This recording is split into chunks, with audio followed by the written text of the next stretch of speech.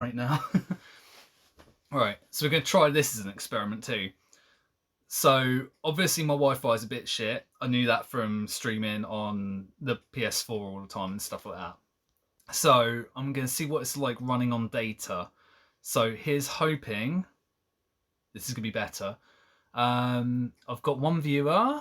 So, is the audio okay? Whoever's in chat right now. I'm assuming probably Toasty or Isle, because I saw Isle come in right at the end before I disconnected last time.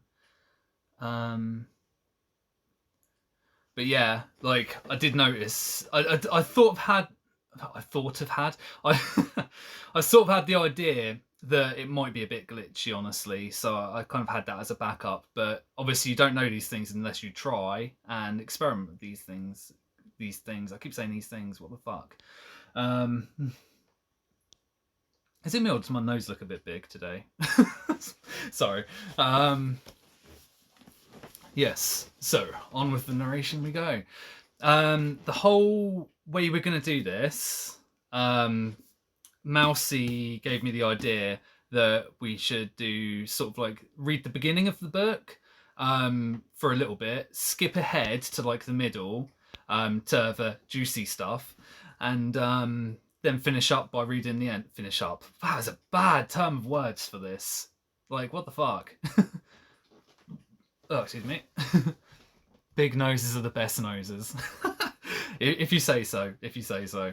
I do appreciate it though. Heart. Oh god, I'm putting this off so much because like I'm just like, for fuck's sake, because like I know there's gonna be certain parts where it's gonna be like, as he bent me over and stuff like this. I'm gonna be like, orcs. Absolute orcs. But yeah, how is the audio anyway? Is it all right? Like, it's not glitching or anything like that? Here's hoping. And that was my chair, by the way. It wasn't me patooting. I swear to God.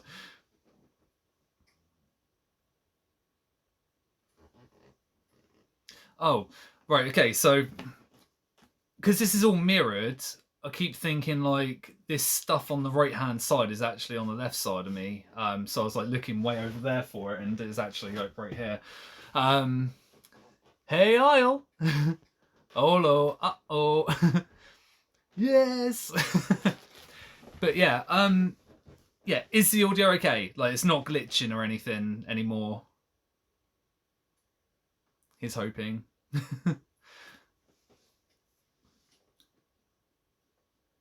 All the hearts. Aww. No, you sound great and you look fucking fantastic. Thank you, thank you. I do appreciate it. So I will say it's not exactly my idea to have dressed. Well, I mean, it is kind of my idea to have dressed like this. Cyber, thanks for the raid, my friend. Yeah, I was in Elaine's stream last night. Hello, Elaine. Speaking of, and I was like, oh, what should I do as like a suit get up? Do I do black shirt, red black suit, red shirt, black suit, white shirt, or grey shirt? I can't talk. Grey jacket, black shirt. And she's like, grey jacket, black shirt, because it's 50 Shades of Grey, so grey jacket, why not? I love this suit. Thank you. Do you know what? The last time I wore this was 7 years ago. Like, it's insane. It's actually quite an expensive suit, so I only wear it for like really special occasions, like this. But hello, everyone. Hey, Bernie. Hey, Cyber. Hey, I've always said Toasty. Hey, oh my god. I was realizing to scroll for chat, I've got to like put my finger right on the freaking thing. Right on the freaking thing. And Mentally Hijacked. Hello. Hello, everyone. Welcome. So now everyone's in here. Basically, what I was just saying about is I had a quick skim of this book, like very quickly, just before starting this, and I've realised that it's all from like the female narrative. So this is going to get real awkward real quick. And the way we're doing this is, thanks to Mousy, who had the brilliant idea of this, is read the beginning of the book. We're going to get so far into it. We're going to move ahead to the middle of the book. I've suggested page 69 just because lol. And to the juicy stuff, as it were, and then we're gonna finish off the book. At the very end, we're gonna finish it off. And as I said, that's a bad term phrase, but I don't care. I don't give no fucks. I'm reading 50 Shades of Grey. Like, I clearly don't care about the direction of my life right now. Who brought the drinks? Saying that, I do actually have some Jack Daniels for when it gets really awkward. But yeah, I think we should like do a drinking game. Like every time it mentions like phallus, have a drink. This is going to be amazing. Don't burn your hand on that fire, boy. This is the best. Oh man, this is going to be so fun.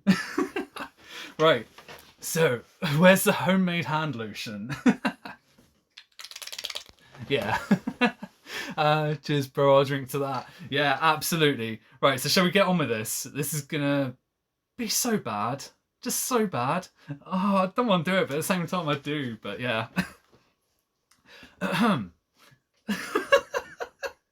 Oh, fuck.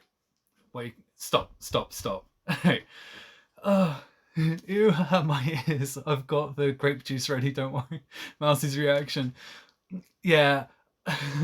Did you smoke before? I have not smoked, no. I've got the grape juice. Oh, I've already read that. For fuck's sake. Right, okay. You look kind of lit. Aw, thank you. I think I might have caught fire from what's behind me right now.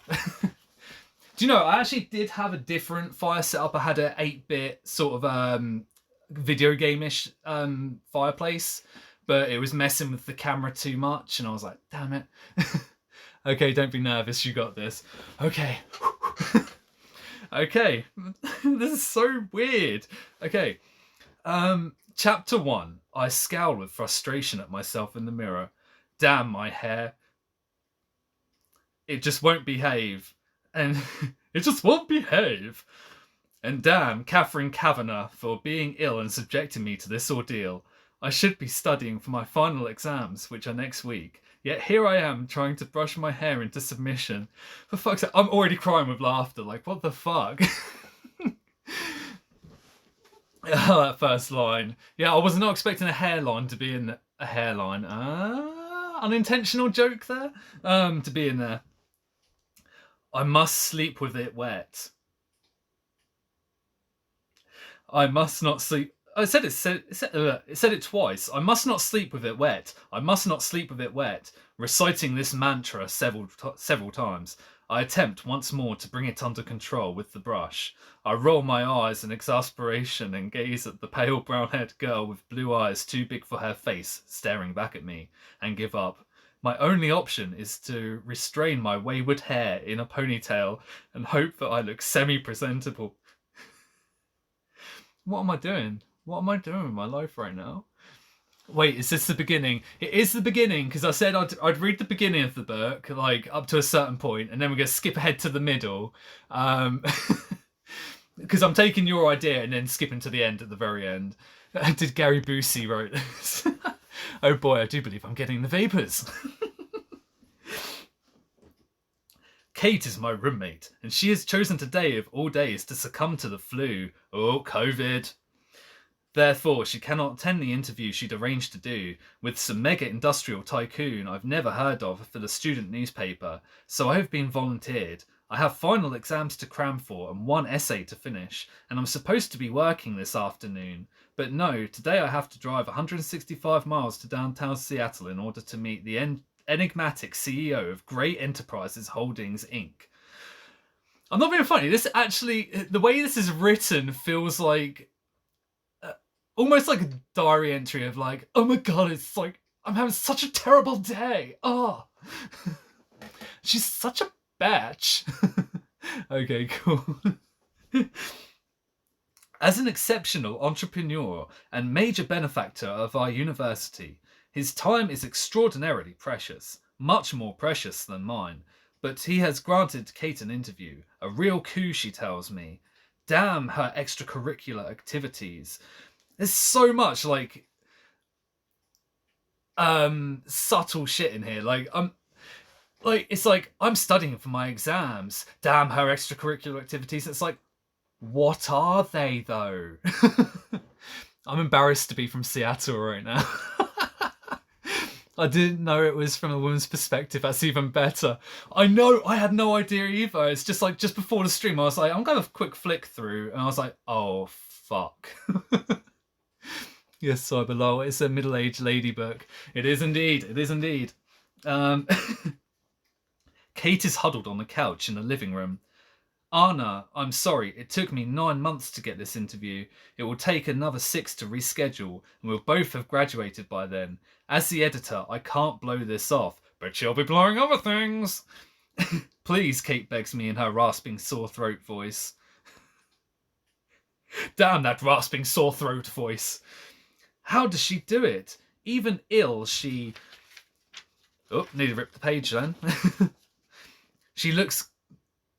Jameen? I have no idea what word that is. I've never seen it. And gorgeous. Strawberry blonde hair in place and green eyes bright, although now red-rimmed and runny. That's just ew. Ew. I was not thinking about an eye when I read that. This sounds like a Wattpad fanfic. Believe it or not, I did a little bit of research into this and found out that this is actually started off life as a... Oh, fuck, what is it? That other girl's book. A Twilight fanfic. And then became like a full thing. Like, oh my god. Ladybird. The pages are stuck together. They really are. I hate when that happens. Also, hello, Slugger. How you doing, my friend? Zim, I'm done, Simon. Oh fuck, where was I? Oh yeah, the red-rimmed and runny. Gross. I ignore my pang of unwelcome sympathy. Of course I'll go, Kate. You should get back to bed. Would you like some NyQuil or Tylenol?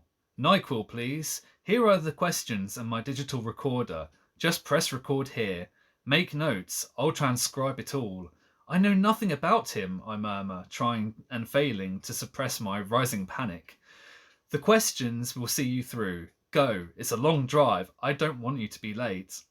Okay, I'm going. Get back to bed. I made you some soup to heat up later. I scare? Ho ho ho. I stare at her fondly. Only for you, Kate. Only for you, Kate, would I do this? I will. Good luck, and thanks, Anna. As usual, you're my lifesaver. Oh god, this is just awful. Oh shit, I've missed a bunch. Twilight, no! I know, right? I got made to watch those films. I was not happy about it. Hey Anne, I love seeing my BF nude. How's it going? That is a very appropriate name for this stream, honestly. I'm loving the fire in the background and the suit. Oh, thank you. To be honest, I was like, how can I make this stream the best it can be? Pages stuck together in a 50 Shades book? Oh, no. I think I need something a little stronger like morphine. Oh, tell me about it. Seriously, I'm never going to live this down. Ever. Gathering my backpack, I smile wryly at her, then head out the door to my car. I cannot believe I have let Kate talk me into this. But then Kate can talk to anyone in... Fuck's sake. This is written so weird. But then Kate can talk anyone into anything. She'll make an exceptional journalist. She's articulate, strong, persuasive, argumentative, beautiful, and she's my dearest, dearest friend. The roads are clear. The only reason I say it like that is because they've actually put that in bold and capital. I know that's in reverse, but who cares? It's all mirrored. It's all mirrored. It's all ogre now. Toasty, I heard your rendition of Take On Me. It was beautiful. Oh, that was a fun tweet. I've never read the books or watched the movies. Oh, dude, just don't. Just don't. Like, I've never read the book, so I can't speak, but I really wouldn't want to. But yeah, the movies were just no. Thank you, Karaoke Genius. Who's up for a duet sometime? Encore. William Shakespeare type shit. Oh, definitely. It's in feckin' bold. The roads are clear as I set off from Vancouver, Washington, toward Interstate 5. It's early, and I don't have to be in Seattle until 2 this afternoon. Fortunately, Kate has lent me her sporty Mercedes CLK. I'm not sure, Wanda. My old VW Beetle would have made the journey in time. Oh, the Merc is a fun drive, and the miles slip away as I hit the pedal to the metal. Is it just me, or is this really bizarrely written? Willie shakes it. My destination is the headquarters of Mr. Gray's Global Enterprise. It's a huge 20-story office building, all curved glass and steel, an architect's utilitarian fantasy, with Grey House written discreetly in steel over the glass front doors. It's 1:45 when I arrive. Greatly relieved that I'm not late as I walk into the enormous and frankly intimidating glass, steel and white sandstone lobby. Sorry, that was a shit joke, I know. So what I'm gonna do, because like this is going so slow, I'm gonna do like the first 16 pages, which will be chapter 1. Then I'm gonna skip ahead to page 69, and then we'll carry on. A lot, it really is, John. I'm so glad you agree. She's so specific about the model of the car. It reminds me of someone who was an extra for. I was an extra for 50 Shades Grey. Oh, God, this is so bad. Right, I keep saying that. I'm going to stop. I'm just going to have a bit more water, though.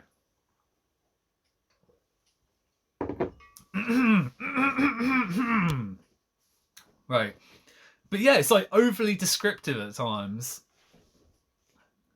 I read that. Behind the solid sandstone desk. They really love their alliteration. Wait, hang on. It's alliterations? No. It is alliterations. It's the one where it's like Sammy sold seashells. Yeah, like the words that go together in a row that are all the same letter. I can't remember if it's alliteration. It's been a long time since I've been at school. Right, behind the solid sandstone desk, a very attractive, groomed, blonde young woman smiles pleasantly at me. She's wearing the sharpest charcoal suit jacket and white shirt I've ever seen. She looks immaculate. I'm here to see Mr. Gray, Anastasia Steele for Catherine Kavanagh. Excuse me one moment, Miss Steele. She arches her eyebrow as I stand self-consciously before her. I'm beginning to wish I'd borrowed one of Kate's formal blazers rather than worn my navy blue jacket. I have made an effort and worn my one and only skirt, my sensible brown knee-length boots, and a blue sweater. For me, this is smart. I tuck one of the escaped tendrils of my hair behind my ear as I pretend she doesn't intimidate me. Miss Kavanagh is expected. Please sign in here, Miss Steele. You'll want the last elevator on the right. Press for the 20th floor. She smiles kindly at me, amused no doubt, as I sign in. She hands me a security pass that has visitor very firmly stamped on the front. I can't help my smirk. Surely it's obvious that I'm just visiting. I don't fit in here at all. Nothing changes. I inwardly sigh, thanking her. I walk over to the bank of elevators and past the 2 security men who are both far more smartly dressed than I am in their well-cut black suits. The elevator whisks me at terminal velocity to the 20th floor. The doors slide open and I'm in another large lobby. Again, all glass, steel and white sandstone. I'm confronted by another desk of sandstone and another young blonde woman, this time dressed impeccably in black and white, who rises to greet me. Miss Steele, could you wait here, please? She points to a seated area of white leather chairs. Oh, shit. Hey, lullaby. Johnny Sins. Johnny Sins, that's, bassist, I want to say, for Avenged Sevenfold, right? You should read my Immortal next. I'm always up for stupid ideas, so absolutely. Why not? You're wearing a skirt, it all makes sense now. Absolutely. I mean, my legs got briefs, Cyber. That's what you've got to realise. It's written like a kid trying to get 3,000 words in an essay. It really is. That's so true, Cyber. Someone whose mind's somewhere else.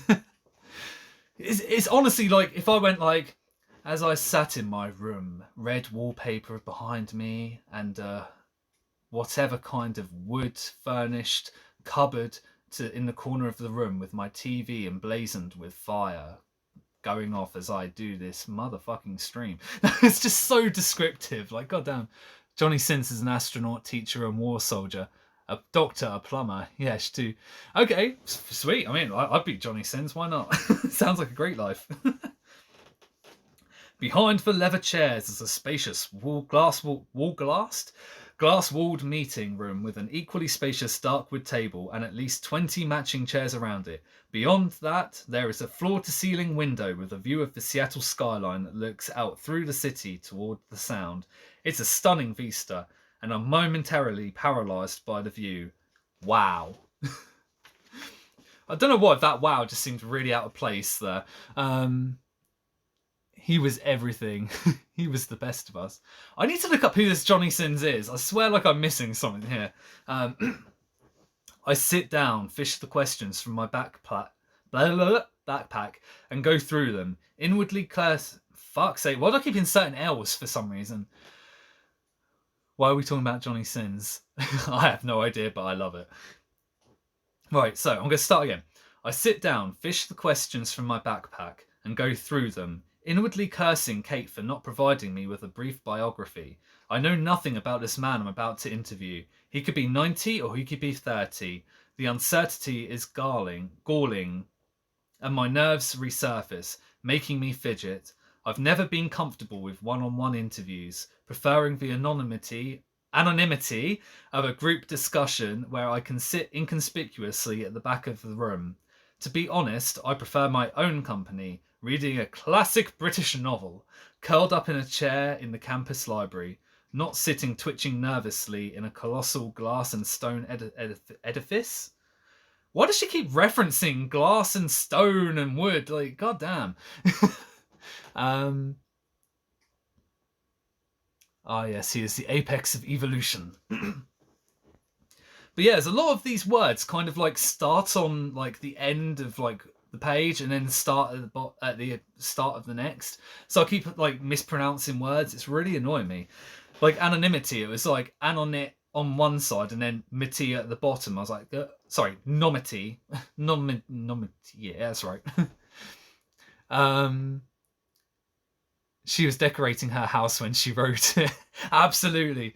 Possibly a weird fetish. Ah, yes, there you go. She's no, I can't think of a word for that. Like a furniture fetishist, fetishist. There you go. You're a damn hero for doing this. Thank you, sir. I appreciate it. I mean, you're a legend for giving me the idea, honestly. I roll my eyes at myself.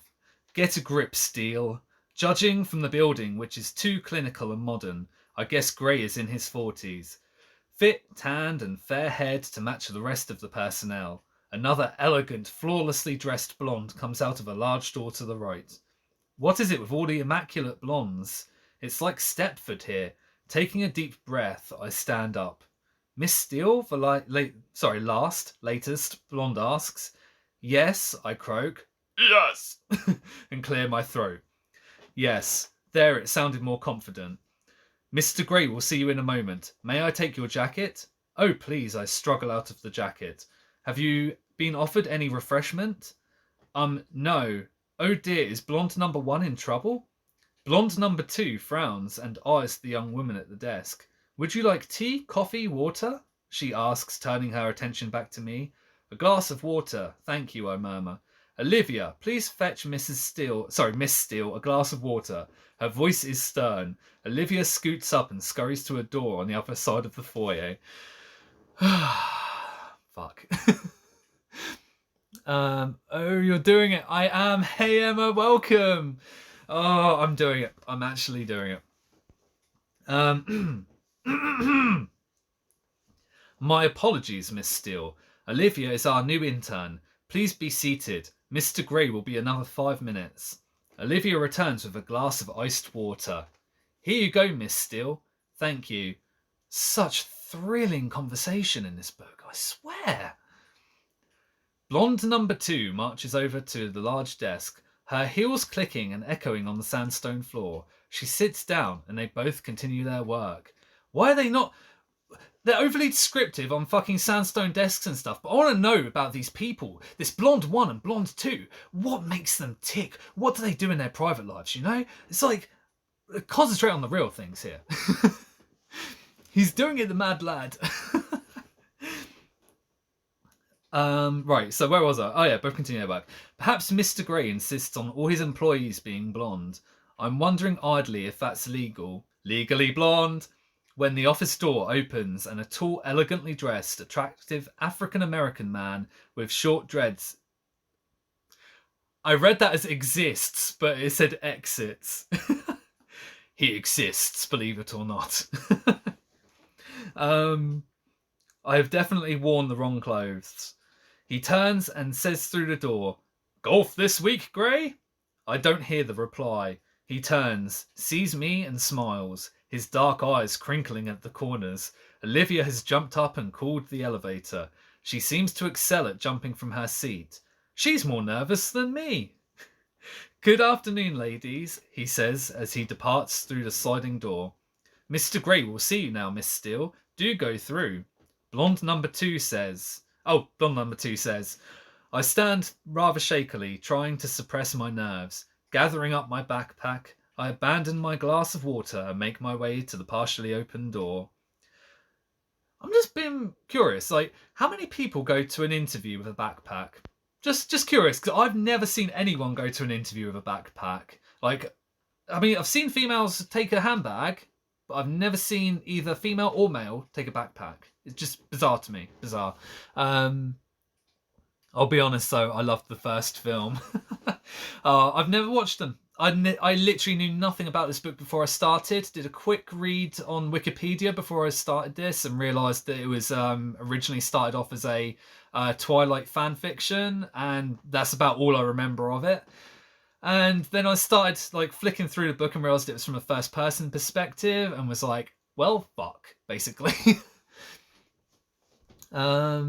Adding Legally Blonde into this would make it great. Absolutely, absolutely. No judgment. The question is, did you bring your fella to the movie with you? Oh, right, it's to Emma.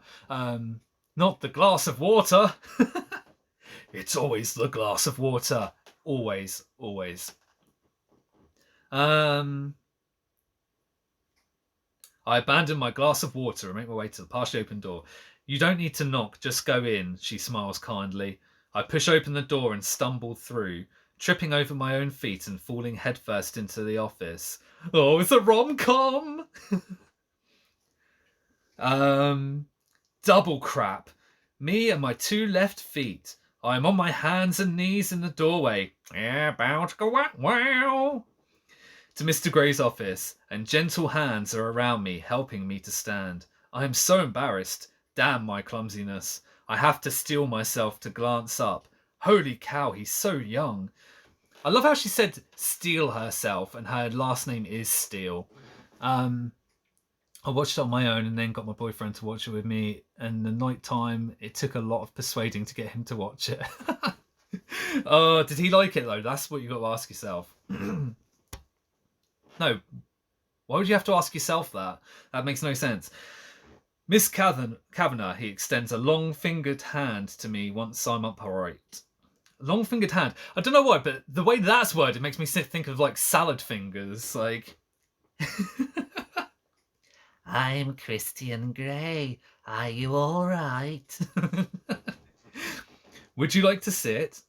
So young and attractive, very attractive. He's tall, dressed in a fine grey suit, white shirt, and black tie. Oh man, I should have read ahead and worn like a white shirt and black tie as well. With unruly dark copper coloured hair and grown hair, and intense bright grey eyes that regard me shrewdly. It takes a moment for me to find my voice. Actually, I mutter, if this guy is over 30, then I'm a monkey's uncle. In a daze, I place my hand in his and we shake. As our fingers touch, I feel an odd exhilarating shiver run through me. I withdraw my hand hastily, embarrassed. Must be static. I blink rapidly, my eyelids matching my heart rate. Miss Kavanagh is indisposed, so she sent me. I hope you don't mind, Mr. Grey. And you are? His voice is warm, possibly amused, but it's difficult to tell from his impassive expression. He looks mildly interested, but above all, polite. Anastasia Steele.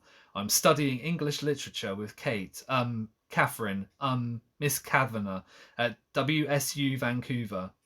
I see, he says simply. I think I see the ghost of a smile in his expression, but I'm not sure. Would you like to sit? He waves me toward an L-shaped, white leather couch. His office is way too big for just one man. In front of the floor-to-ceiling windows, there's a modern dark wood desk that 6 people could comfortably eat around. It matches the coffee table by the couch. Oh my god, she didn't describe the coffee table! Everything else is white. Ceiling, floors and walls, except for the wall by the door, where a mosaic of small paintings hang. 36 of them. She counted. Okay. Arranged in a square. They are exquisite. A series of mundane, forgotten objects, painted in such precise detail they look like photographs. Displayed together, they are breathtaking. A local artist, Truton, says Gray when he catches my gaze. They're lovely, raising the ordinary to extraordinary. I murmur, both distracted both by him and the paintings. He cocks his head to one side and regards me intently. Hang on. Oh shit, I've missed a bunch of chat. Sorry. It did. He actually enjoyed it as well. Long fingered hand. Ew. Yes, that voice is perfect. I thought of sad fingers as well. I need to touch the rusty spoons. Oh, dude, you've actually put a lot of work into this. Fair dues. A lot of it was last minute. That's kind of why I was a little bit late, I'll be completely honest. Oh, but thank you. 36, Cyber. Exactly 36 paintings. And she counted. I couldn't agree more, Miss Steele, he replies, his voice soft, and for some inexplicable reason I find myself blushing. Apart from the paintings, the rest of the office is cold, clean and clinical. I wonder if it reflects the personality of the Adonis who sinks gracefully into one of the white leather chairs opposite me. I shake my head, disturbed at the direction of my thoughts, and retrieve Kate's questions from my backpack. Next, I set up the digital recorder and am all fingers and thumbs, dropping it twice on the coffee table in front of me. Mr. Gray says nothing, waiting patiently, I hope, as I become increasingly embarrassed and flustered. When I pluck up the courage to look at him, he's watching me, one hand relaxed in his lap and the other cupping his chin and trailing his long index finger across his lips. Why does she keep referencing his long fingers? It's weird. I think he's trying to suppress a smile. Sorry, I stutter. I'm not used to this. Take all the time you need, Miss Steele, he says. Do you mind if I record your answers? After you've taken so much trouble to set up the recorder, you ask me now? I flush. He's teasing me? I hope. I blink at him, unsure what to say, and I think he takes pity on me because he relents. No, I don't mind. Did Miss Kavanagh, explain that the interview was for? Yes, to appear in the graduation issue of the student newspaper, as I shall be conferring the degrees at this year's graduation ceremony. Oh, this is news to me, and I'm temporarily preoccupied by the thought of someone not much older than me. Okay, maybe 6 years or so, and okay, mega successful, but still, is going to present me with my degree. I frown, dragging my wayward attention back to the task at hand. Good, I swallow nervously. I have some questions, Mr. Gray. I smooth a stray lock of hair behind my ear. I thought you might, he says, deadpan. He's laughing at me. My cheeks heat. Hang on. He says deadpan, but he's laughing at me. I don't think she realises what deadpan means. My cheeks heat at the realisation, and I sit up and square my shoulders in an attempt to look taller and more intimidating. Pressing the start button on the recorder, I try to look professional. You're very young to have amassed such an empire. To what do you owe your success? I glance up at him. His smile is rueful, but he looks vaguely disappointed. Oh, is he going to say dead parents like Batman? Imagine if Mr. Grey was actually Batman. That'd be crazy. Cupping his balls. Fuck off. Well, cheeks are heating already, and there's a camera. Oh yeah, you got to ask what cheeks as well. Business is all about people, Miss Steele, and I'm very good at judging people. I know how they tick and what makes them flourish and what doesn't. What inspires them and how to incentivize them. I employ an exceptional team and I reward them well. He pauses and fixes me with a grey stare. Oh, is that grey as in his name or grey as in grey eyes? You never know. You will never know the answer to that question. My belief is to achieve success in any scheme, one has to make oneself master of that scheme. Know it inside and out. Know every detail. I work hard, very hard to do that. I work hard, very hard. I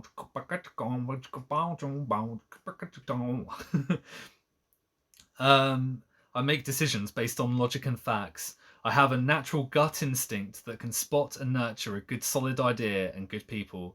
The bottom line is it's always down to good people. Maybe you're just lucky. This isn't on Kate's list, but he's so arrogant. His eyes flare momentarily in surprise. I don't subscribe to luck or chance, Miss Steele. The harder I work, the more luck I seem to have. It really is all about having the right people on your team and directing their energies accordingly. I think it was Harvey... Oh, I almost thought he was about to say Weinstein, and I was about to go, whoa. Harvey Firestone, who said, the growth and development of people is the highest calling of leadership. You sound like a control freak. The words are out of my mouth before I can stop them. Oh, I exercise control in all things, Miss Steele. He says, without a trace of humour in his smile. I look at him, and he holds my gaze steadily, impassive.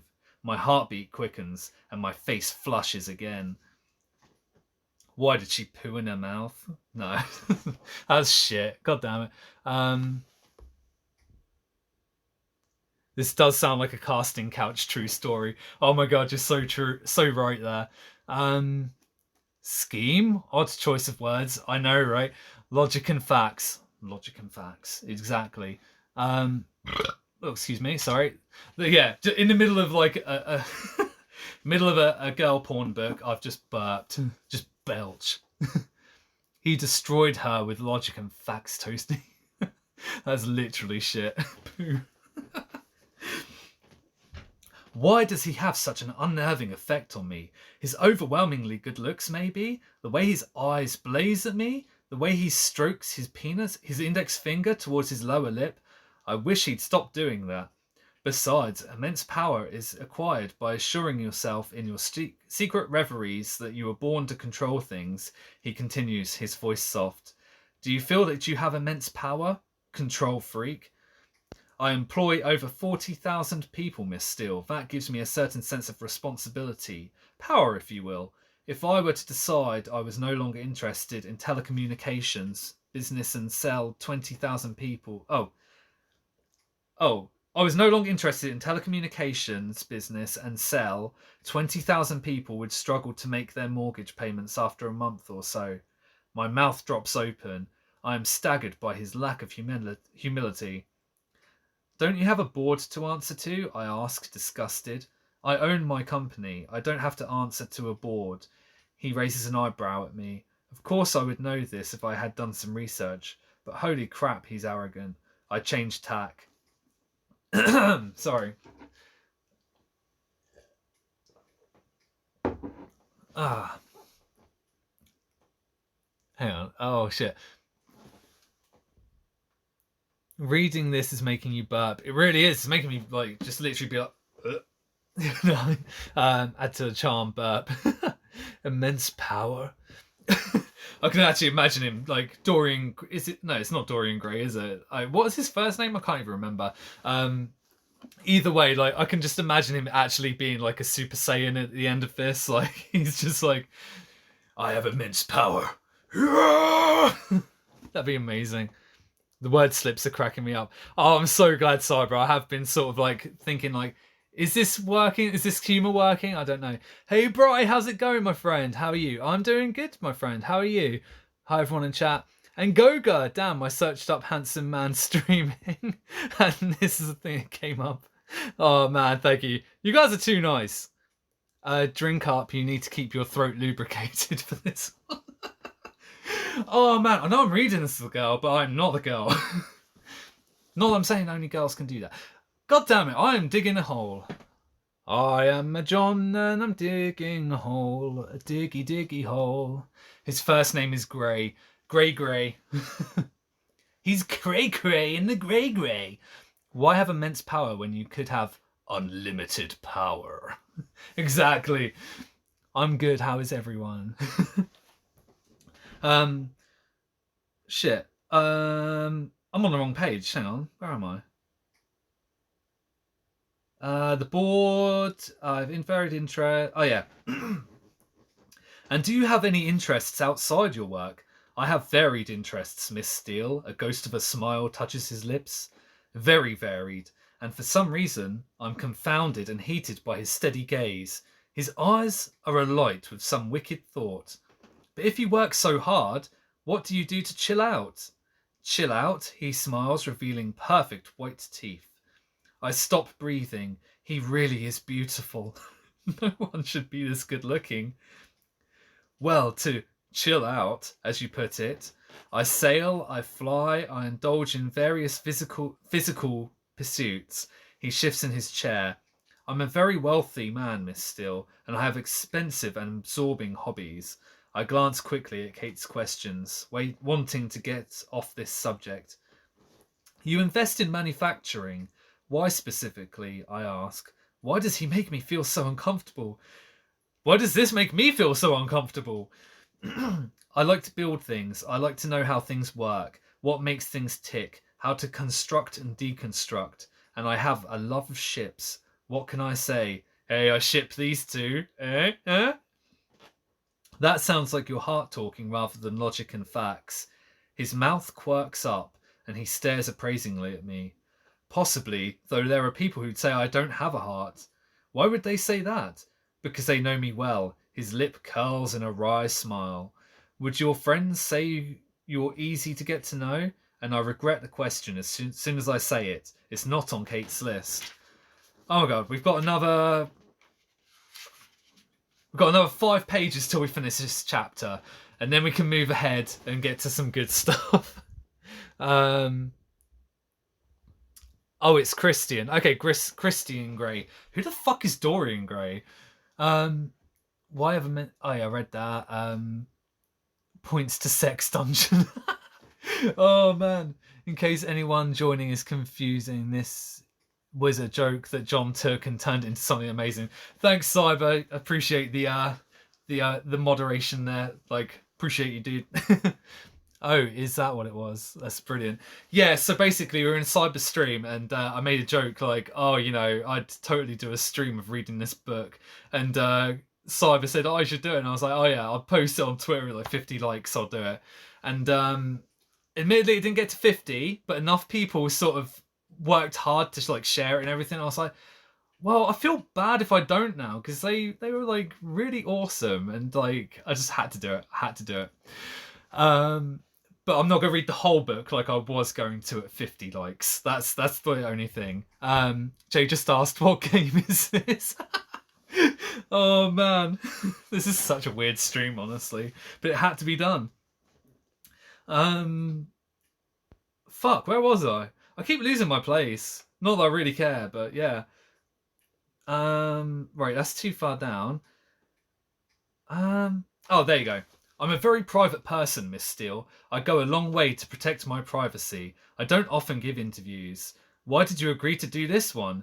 Because I'm a benefactor of the university, and for all intents and purposes, I couldn't get Miss Kavanagh off my back. She badgered and badgered my PR people, and I admire that kind of tenacity. Tenacious D! I know how tenacious Kate can be. That's why I'm sitting here squirming uncomfortably under his penetrating penis gaze when I should be studying for my exams. You also invest in farming technologies. Why are you interested in that area? We can't eat money, Miss Steele. I beg to differ. And there are too many people on this planet who don't have enough to eat. That sounds very philanthropic. Is it something you feel passionately about, feeding the world's poor? He shrugs non-committally. Fuck. He shrugs non-committally. It's shrewd business, he murmurs, though I think he's being disingenuous. What is with these long words? Oh, I'm a writer, I can use long words. I'm going to throw all the long words in there, why not? It doesn't make sense. Feeding the world's poor? I can't see the financial benefit of this. Only the virtue of the ideal. I glance at the next question, confused by his attitude. Oh shit, hang on. New FMV 50 Shades game. No! My mum reads me this book every night before I go to bed. Goga, that's so gross. Maybe that's why I have so many problems. That's fucked. Love my ass off. Oh, done. Oh, thanks, Mum. Oh my fucking god. That was actually awesome, Goga. Well done. I'm going to download this stream, burn it to DVD and sell it on the high street. It's the real 50 Shades of Grey. Oh my god, do it, do it, do it. 50 pixels of grey.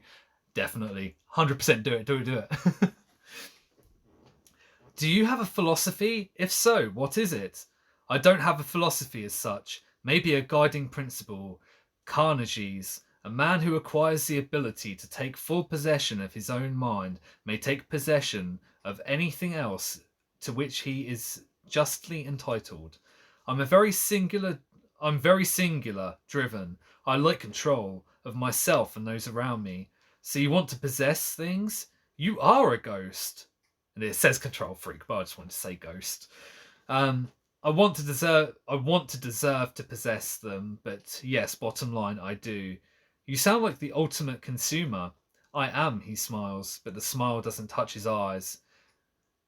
Whose smiles touch their eyes? Again, this is at odds with someone who wants to feed the world, so I can't help thinking that we're talking about something else, but I'm mystified as to what it is. I swallow hard. The temperature in the room is rising, or maybe it's just me. She's rising? I just want this interview to be over. Surely Kate has had enough material now. I glance at the next question. You were adopted. He is Batman! How much do you think that shaped the way you are? Oh, this is personal. I stare at him, hoping he's not offended. His brow furrows. I have no way of knowing. My interest is piqued. How old were you when you were adopted? That's a matter of public record, Miss Steele. His tone is stern. Crap. Yes, of course. If I'd known I was doing this interview, I would have done some research. Flustered, I move on quickly. You've had to sacrifice family life for your work. That's not a question. He's terse. Sorry, I squirm. He made me feel like an errant child. I try again. Have you had to sacrifice family life for your work? I have a family. I have a brother and a sister and 2 loving parents. Oh, good for you! No, I'm not interested in extending my family beyond that. Just read the next line.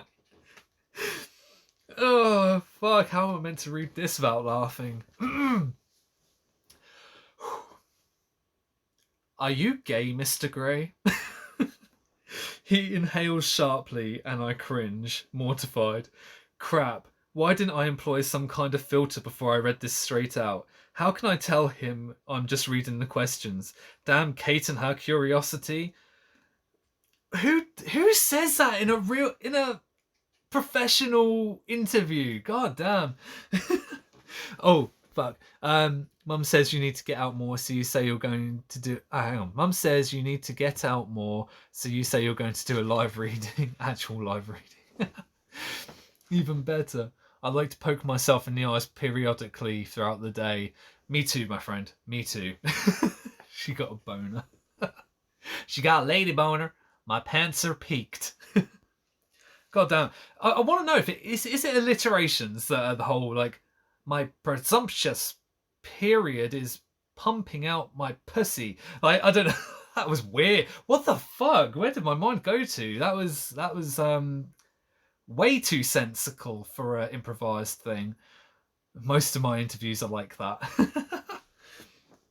No, Anastasia, I'm not. He raises his eyebrows, a cool gleam in his eyes. He does not look pleased. I apologise. It's written here. It's the first time he said my name. My heartbeat has accelerated and my cheeks are heating up again. Nervously, I tuck my loosened hair behind my ear. He cocks his head to one side. These aren't your own questions? The blood drains from my head.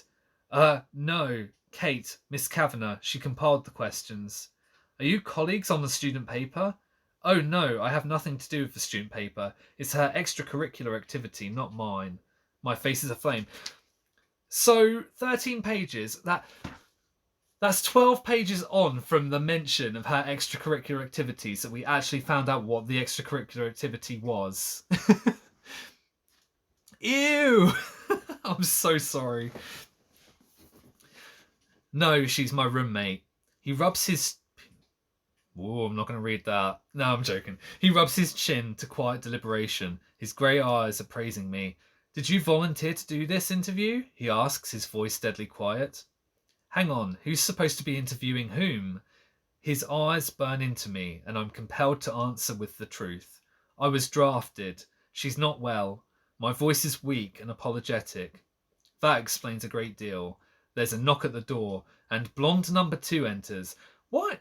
Seriously, why not just give them names? Everything else is explained in way too much detail. Right. Mr. Gray, forgive me for interrupting, but your next meeting is in 2 minutes. We're not finished here, Andrea. Please cancel my next meeting. Andrea hesitates, gaping at him. Is she naked? Fuck, I've put myself off. She appears lost. He turns his head slowly to face her and raises his eyebrows. She flushes bright pink. Oh good, it's not just me. Very well, Mr. Gray, she mutters, then exits. He frowns and turns his attention back to me. Where were we, Miss Steele? Oh, we're back to Miss Steele now. Please, don't let me keep you from anything. I want to know about you. I think that's only fair. His eyes are alight with curiosity. Double crap. Let's do a crap counter. Where's he going with this? He places his elbows on the arms of the chair and steeples his fingers in front of his mouth. His mouth is very distracting. I swallow. There's not much to know. What are your plans after you graduate? I shrug, thrown by his interest. Move to Seattle with Kate, find a job. I haven't really thought beyond my finals.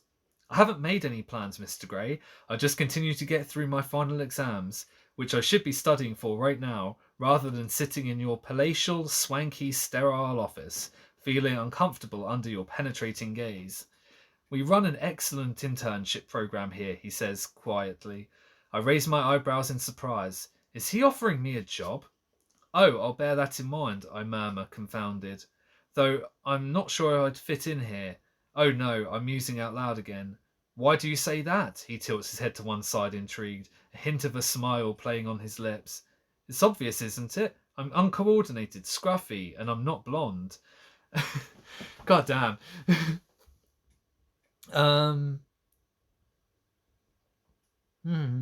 My Wi-Fi keeps going out. Oh, don't worry, dude. So is mine. That's why I had to end up using data. Like, literally, there's like a 1 minute stream before this where my voice was apparently being super laggy. So yeah, this book is so shitty.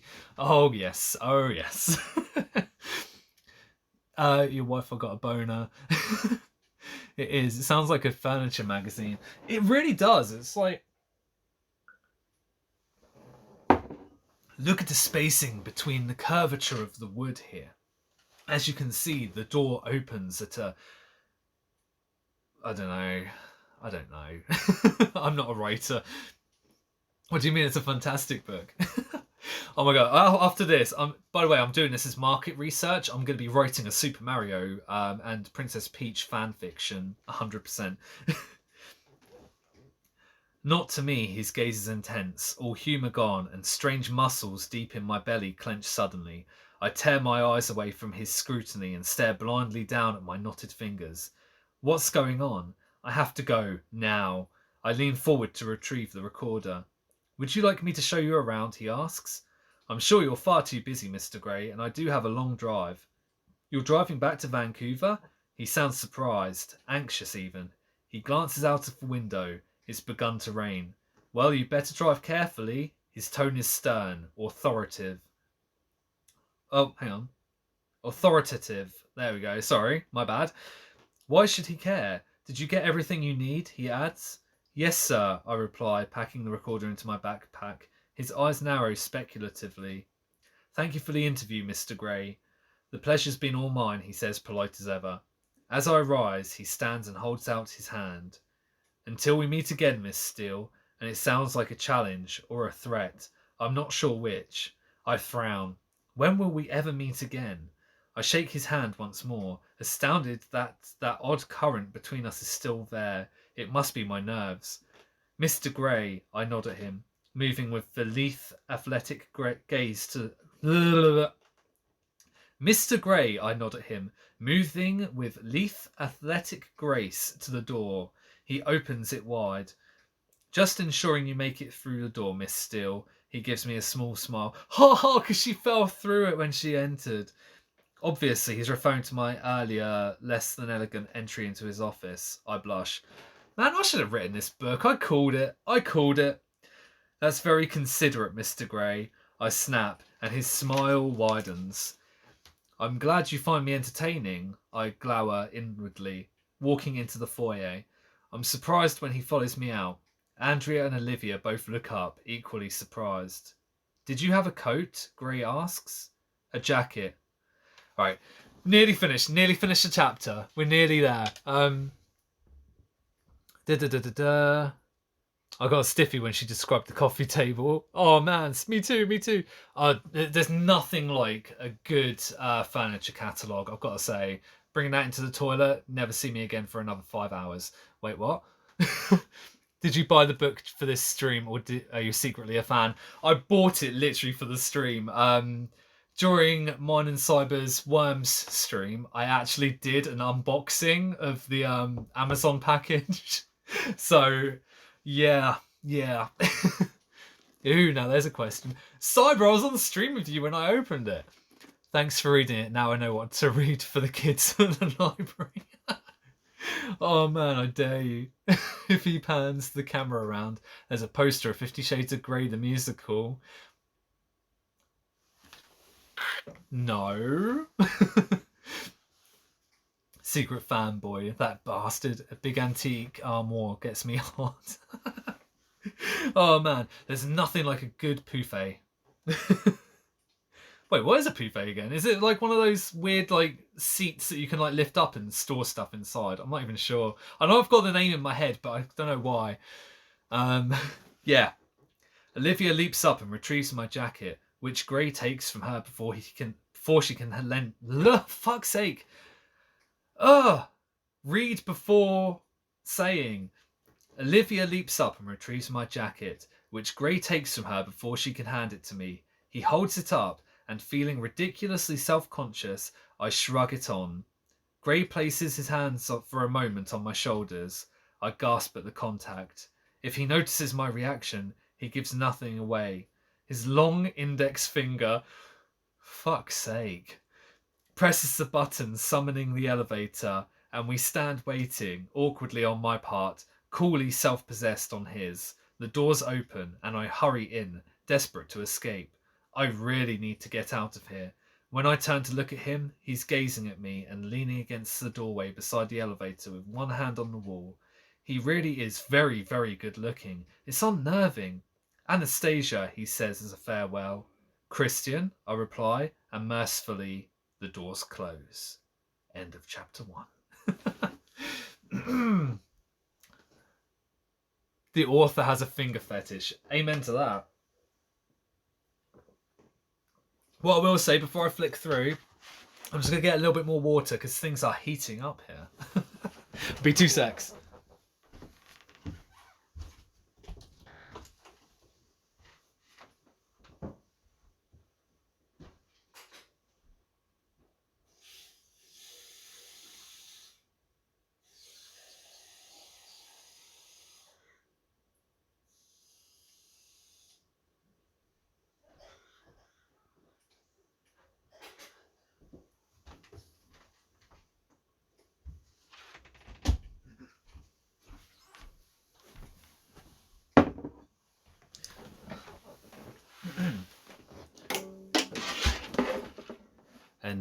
we return to part 2. I don't know why I did that. That was a riveting chapter. I like the part about the furniture. That was my favourite bit too. Oh man, I'm going to be dreaming of furniture all night. I swear to God. That was awesome. Right, so we're going to skim ahead to page 69 because LOL, comedy legend.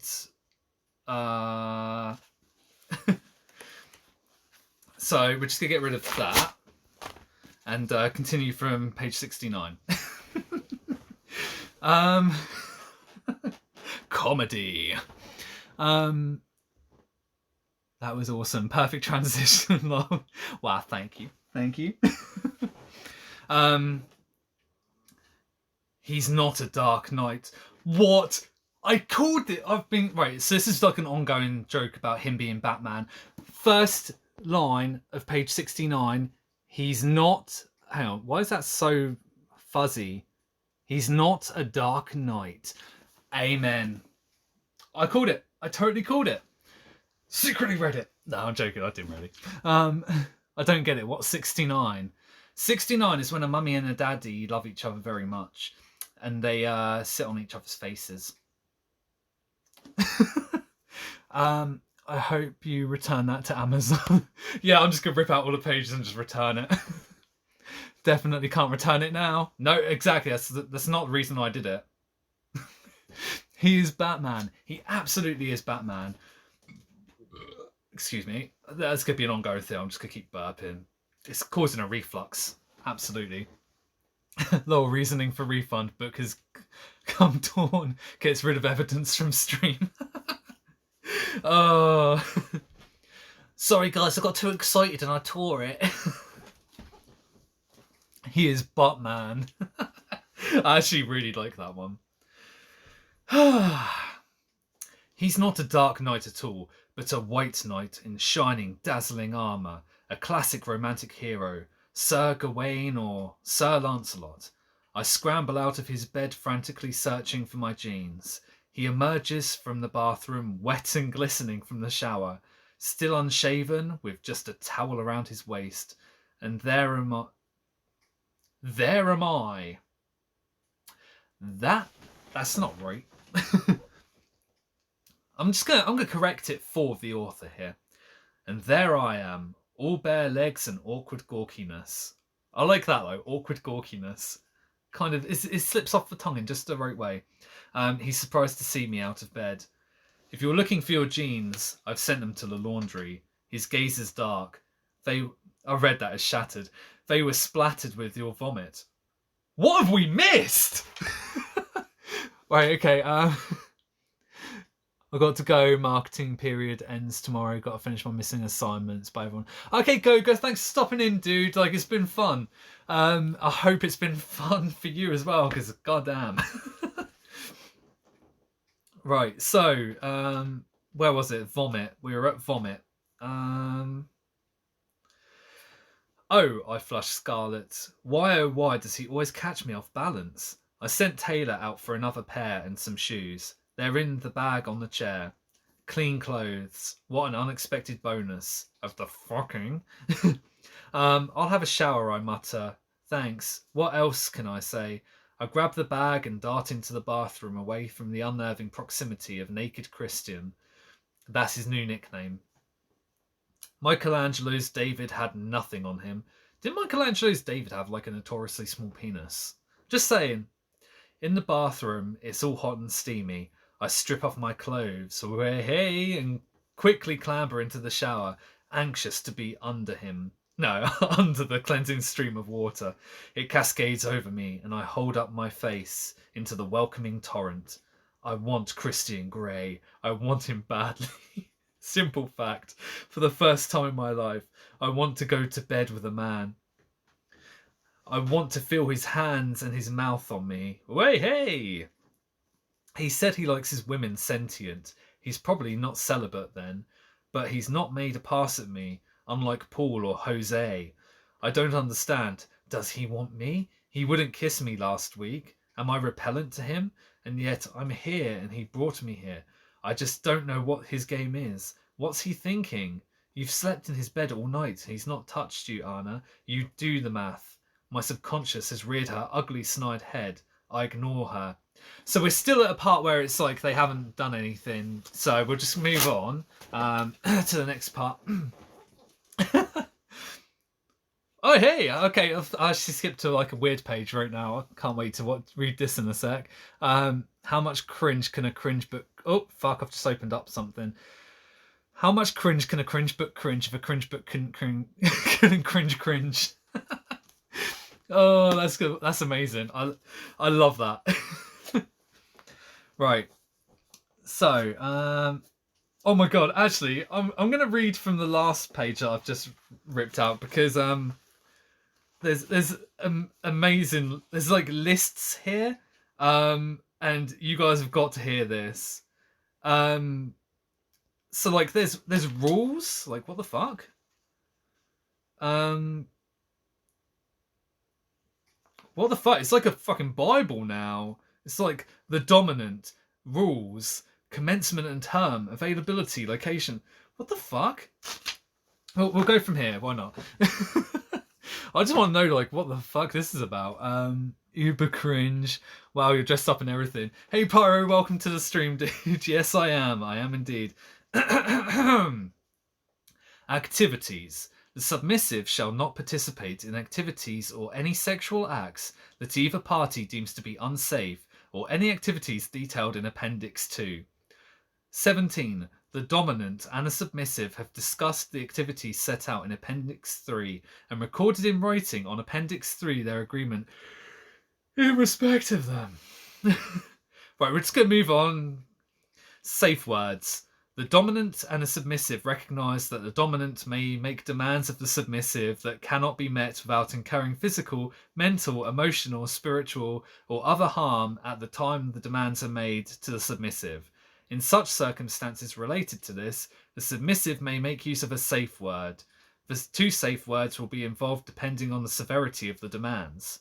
The safe word yellow will be used to bring the attention of the dominant that the submissive is close to her limit of endurance. The safe word red will be used to bring to the attention of the dominant that the submissive cannot tolerate any further demands. When this word is said, the dominant's actions will cease completely with immediate effect. Conclusion. We the undersigned have read and understood fully the provisions of this contract. We freely accept the terms of this contract and have acknowledged this by our signatures below. And it actually has. You have to sign it. So let's get a pen. This is gonna be for any Office fans.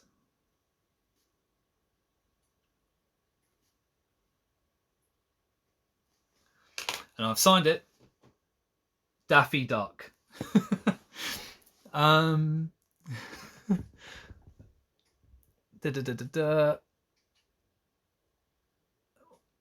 Fire crackling in the background keeps ripping pages. I'm going to trust me, that's gonna be an ongoing gag. Oh, you'll get into the playroom part. Wait, playroom part? What? I'm not very good at reading out loud. It never comes out right. I've been having that same issues, Pyro, don't worry. Safe word Chihuahua. I think I read faster than I speak or something. Yeah, I kind of do that. Public reading ain't easy. Same here, Pyro. That's exactly how it is for me as well. Yeah, we've actually had that discussion, haven't we, Emma? It's very tough sometimes. Do you think people have ripped that out and used it for their relationship? Not sure I want to imagine it, honestly. It's about time Daffy and Bugs laid down some rules. Exactly. Yeah, I can imagine some cringy couple doing that. Oh my god, can you imagine? There's got to be. I'm sorry. Out of everybody in the world who's like had an obsession with like this book and everything, there has got to be a couple that have actually legally by law changed their name to Christian Grey. You said earlier, I think. Yeah, I'm getting confused with Dorian Gray and fuck, what was her name? Like Kawakama Kawaii. I don't know. I think her name began with a K, whatever it was. There's got to be someone who's done that though. Yes, I'm fairly certain most people sign contracts for their relationships. Absolutely. What is it they say in the office? It's a love contract. The submissive will obey. Oh, sorry. Appendix rules. Obedience.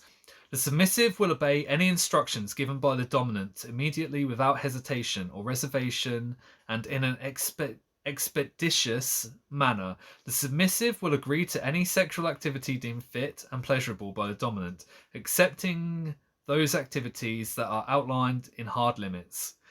Appendix 2. She will do so eagerly and without hesitation. The submissive will ensure she achieves a minimum of 8 hours sleep at night when she is not with the dominant. Food. The submissive will eat regularly to maintain her health and well-being from a prescribed list of foods. The submissive will not snack between meals with the exception of fruit. So what? Is she like being kept in a cage or something? What the fuck?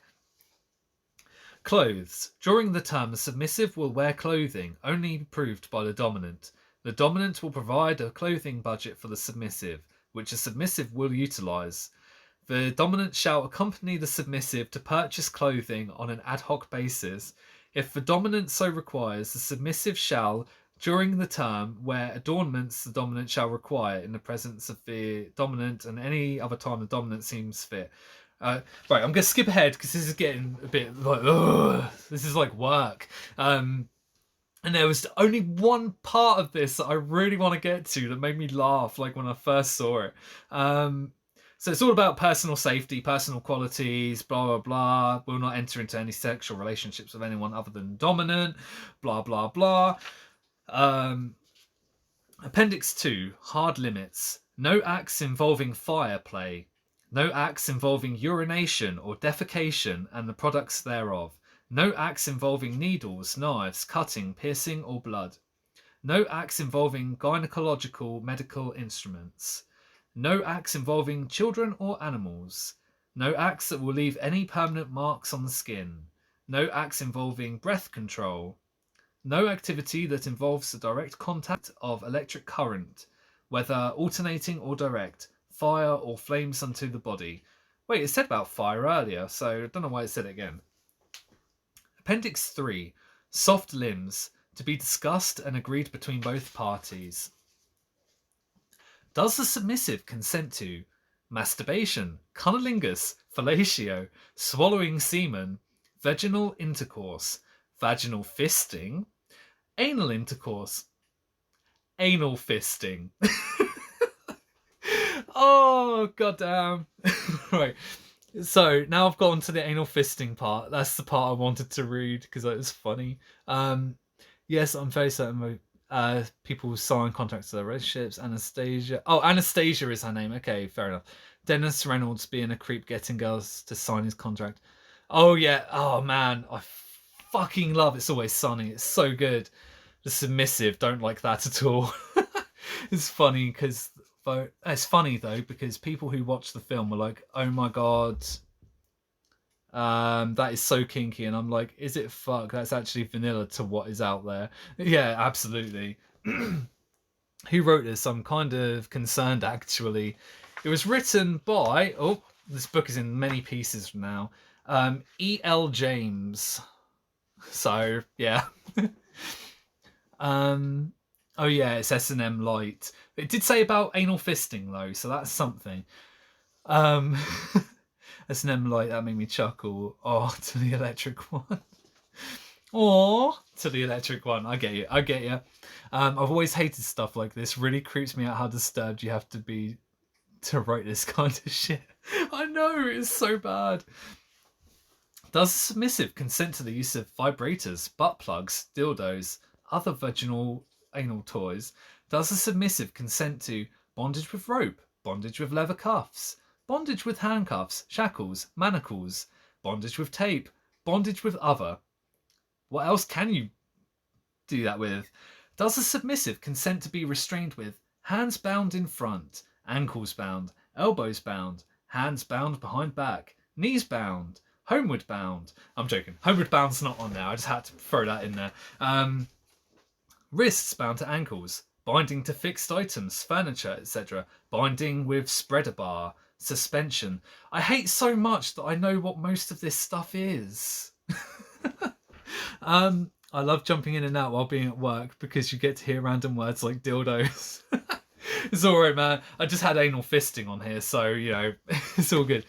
We can't kink shame. Everybody's into different things. Exactly. You know, like some people are into furniture, for example. You know, it's all good. Homeward bound, I'm dead. Oh, I'm glad that got someone. I think we can shame people who use words like submissive and dominant. No, not at all. Not at all. I actually know some people who are into that. Not me per se. I'm actually not. I'm not. I mean, some is kind of fun. Shut up. Right, I'm gonna carry on.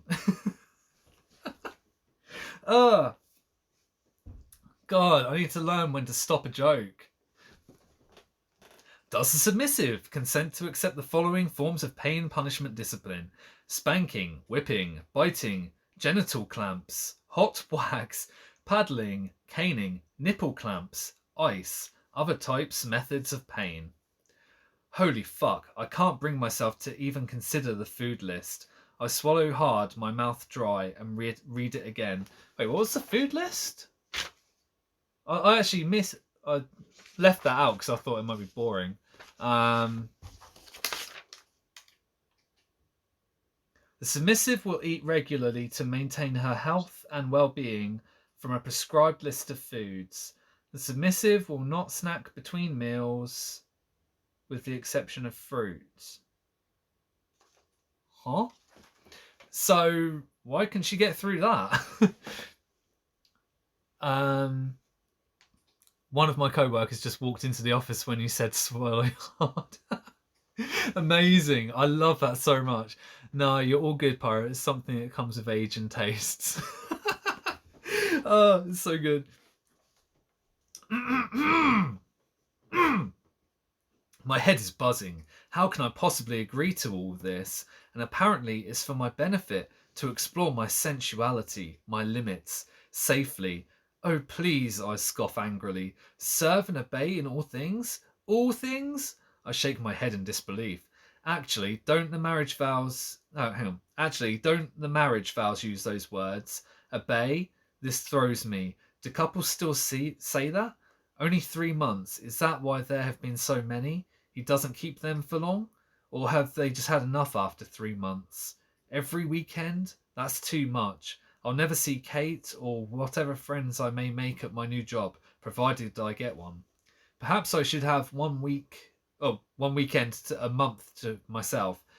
Ugh. It's right in my head. It's because after I read 1 week, I was thinking that Bare Naked Ladies song. You know, it's been 1 week since you looked at me. That one, but yeah. Perhaps when I have my period. That sounds practical. He's my master. I'm to be dealt with as he pleases. Holy shit. I shudder at the thought of being flogged or whipped. Spanking probably wouldn't be so bad. Humiliating though. And tied up? Well, he did tie my hands together. It was hot. Really hot. So perhaps it won't be so bad. He won't loan me to another dominant. Damn right he won't. That would be totally unacceptable. Why am I even thinking about this? I can't look him in the eye. How weird is that? The only way I ever have any chance to see what he's thinking. Actually, who am I kidding? I never know what he's thinking, but I like dogging. No, I like looking into his eyes. He has beautiful eyes, captivating, intelligent, deep, and dark with dominant secrets. I recall his burning, smoky gaze and press my thighs together, squirming. How long have I been doing this for? An hour and a half.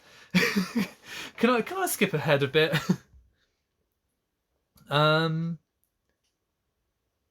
You picked a good page to jump to. Definitely agree with Cyber there. It's not weird to think you just haven't been exposed to it by the sounds of it. Hey John, sup guys? Hey Goji, how are you, my friend? You have jumped into such a weird stream. I haven't really been exposed to any kind of kinks. I always found it extremely weird when people talk about that stuff. Good. Hey Mouse, hi. Hey Winged Angel. What page are we on right now? So, we're on page 176. Laura, what are your thoughts so far, John?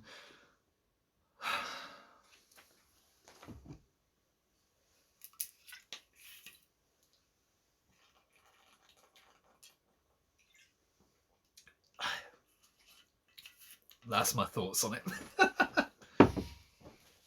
Oh man, I haven't drunk in a while, and that's whew. That book thick. Don't stop now. I'm getting aroused. I should go have some water after that. That burned the old chest and throat. Go to page 276. Oh god, what's gonna be on there?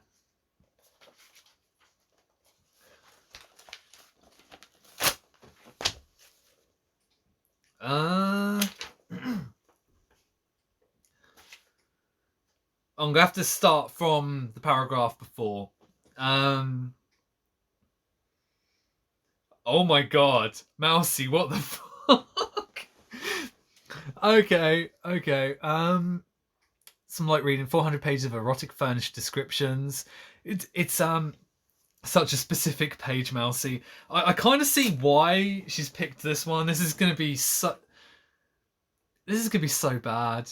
This could be so bad. Straight to nipple clamps. No. I'm going to take you now. You can come, he murmurs. What? Like I have a choice? And he's inside me, quickly filling me. I moan loudly. He moves, pounding into me, a fast, intense pace against my sore behind. The feeling is beyond exquisite, raw and debasing and mind-blowing. My senses are ravaged, disconnected, solely concentrating on what he's doing to me and how he's making me feel that familiar pull deep in my belly, tightening, quickening, no, and my traitorous body explodes in an intense body-shattering orgasm. Oh, Anna, he cries out loudly, and he finds his release. Holding me in place as he pours himself into me. He collapses, panting hard beside me. I read it as painting. Like, why would he be painting?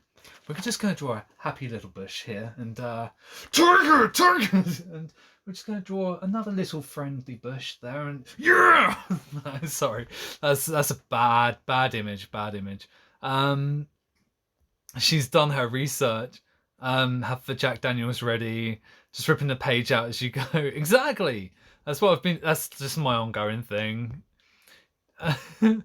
Gasm. I really wish I had Bluetooth headphones for work. Oh man, I can imagine. Like, this is awkward for me. This is awkward for everyone, I think. Okay, I think I've had enough of this. Have fun, everyone. See you later, Pyro. Excuse me. Why did I put my hand over my eyes to burp? That's so weird. Hello, Eric, crank it up. Okay, yes, I read that. Painting. He's painting on her back. Burn this book. Should I actually? No. Haha, he is Bob Ross now. I'm going to take it and go sit in the waiting room and play it as loud as I can. Oh my god, do it. Put it on the over tannoy thing. Burn it in the fake fire behind you. I mean, I've got some matches in my cupboard. I could actually burn it. I'm actually going to get some sleep now, dude. It's been a long day. Enjoy the rest of the stream. Okay, Emma, no worries. Cheers for stopping in and everything. It's been fun. It's actually been quite fun. I just looked up 50 Shades Sexy pages. Lol. I'm coming. Later, Pyro. Bye, everyone. Take care, everyone. Have fun. The saw behind was too much for everyone. Yeah, just watch the viewers drop at that point. I don't care. It's funny. So yeah, apparently he's just come inside me, so that's something. He collapses, panting hard beside me as he pulls me on top of him and buries his face in my hair, holding me close. Oh baby, he breathes. Welcome to my world. We lie there, panting together. This book is trash. Waiting for our breathing to slow. He gently strokes my hair. I'm on his chest again. Oh, I'm on his chest again. I was thinking like she was just sitting on his chest, like what the fuck? But this time I don't have the strength to lift my hand to feel him. Boy, I survived. That wasn't so bad. I'm more stoic. Then I thought, my inner goddess is prostrate. My inner goddess is prostrate. Um, well, at least she's quiet. Christian nuzzles my hair again, inhaling deeply. Well done, baby, he whispers, quiet joy in his face. His words curl around me like soft, fluffy towel from the Heathman Hotel. Oh my god. See, it's so specific with furniture and stuff. Like, what the fuck? Like, why so specific? Like, a towel so specifically from the Heathman Hotel. And I'm so pleased that he's happy. He picks at the strap of my camisole. Is this what you sleep in? He asks gently. Yes, I breathe sleepily. You should be in silks and satins, you beautiful girl. I'll take you shopping. I like my sweats, I murmur, trying and failing to sound irritated. He kisses my head again. We'll see, he says. We lie for a few more minutes, hours, who knows? I think I doze. And I think I doze. We should know that, surely. I have to go, he says, and leaning down, he kisses my forehead gently. Are you okay? His voice is soft. I think about his question. My backside is sore, well, glowing now, and amazingly I feel, apart from exhausted, radiant. The realization is humbling, unexpected, I don't understand. I'm just imagining Sasha Grey at that moment. Sorry.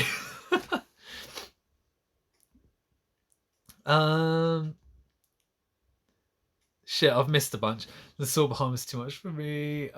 My bad, lol. No, it's funny, Mousy. I do appreciate you doing the homework. It's so good. See, this is why you're one of my mods, because you're amazing.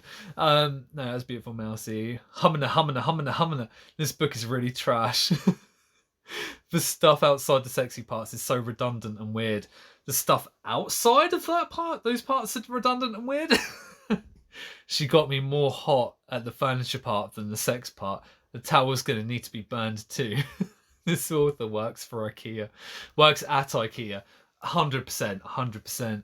Damn, he humped and ran. He did. Damn. We should raid Sasha after this. Is she streaming? I will 100% be up for a raid for Sasha Grey if she's streaming. Laugh my ass off imagining they're sitting in a dark corner of the store as they creepily stare at the erotic furniture. Oh, like, just like a sort of like a... I'm just imagining that sexy IKEA furniture. That cupboard. Oh, and that desk finished me. Just like staring into the fire whilst having these thoughts. I'll never look at Flugel in IKEA the same way again. Absolutely not. Should we skip to another page? Let's just skip to another page because I've been going for an hour and 42 minutes now, so we just need to like get through this. Let's just get through this goddamn thing. I am very well rested, thank you. I just came to say I love you. It says I just came to say hi before I had a shower. I gaze up at him, drinking him in.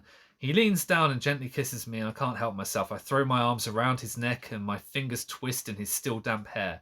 Pushing my body flush against his, I kiss him back. I want him. My attack takes him by surprise, but after a beat he responds, a low groan in his throat.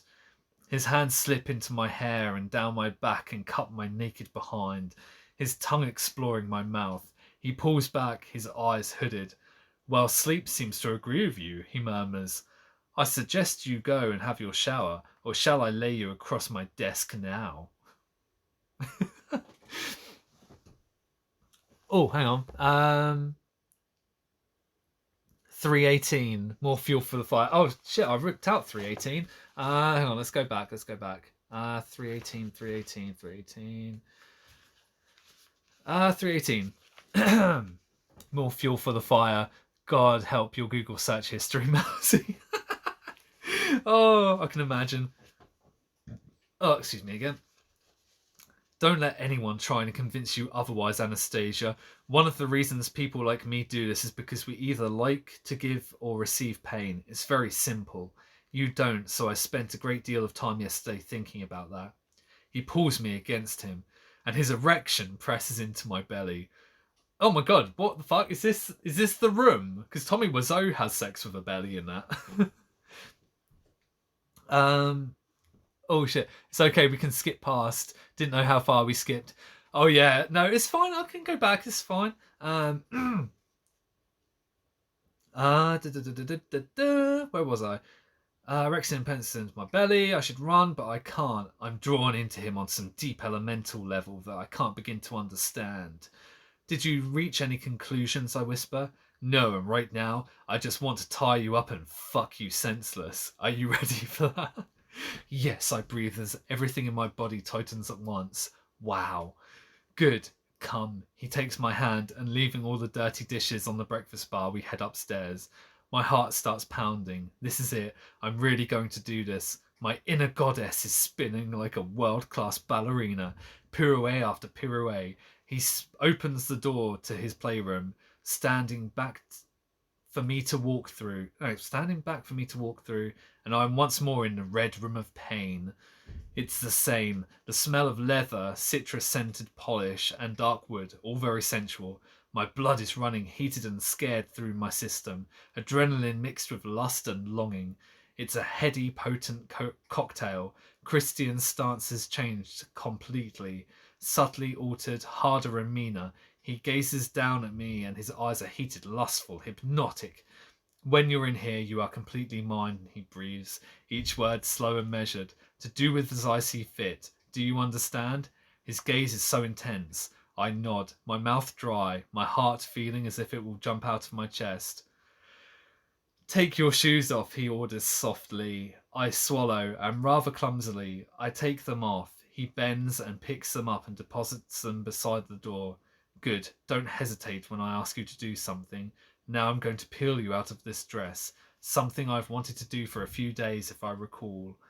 I want you to be comfortable with your body, Anastasia. You have a beautiful body, and I like to look at it. It's a joy to behold. In fact, I could gaze at you all day, and I don't want you embarrassed and unashamed of your nakedness. Do you understand? Yes. Yes, what? He leans over at me, glaring. Yes, sir. Do you mean that? He snaps. Yes, sir. Good. Lift your arms up over your head. I'm just going to write a quick song right now. Hope you guys don't mind. This is this is a song that I wrote to truly show what I feel at this part of the book. Blah,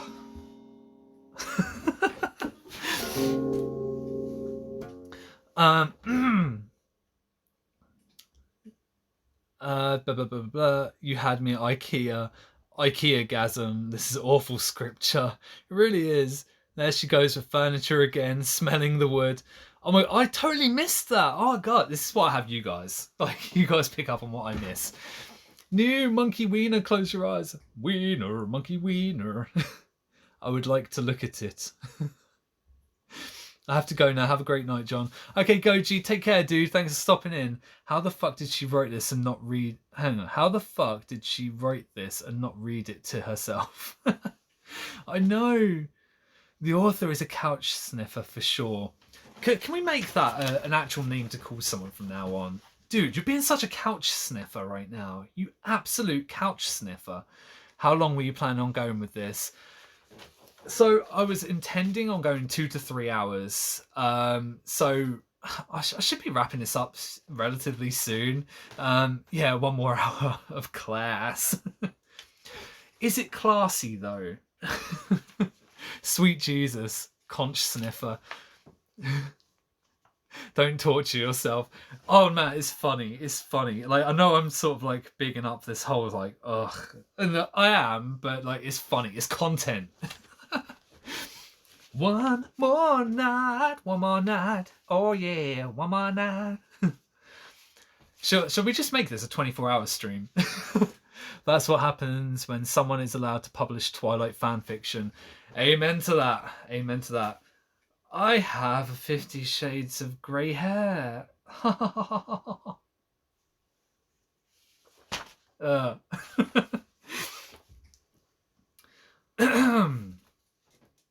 Good. Lift your arms up over your head.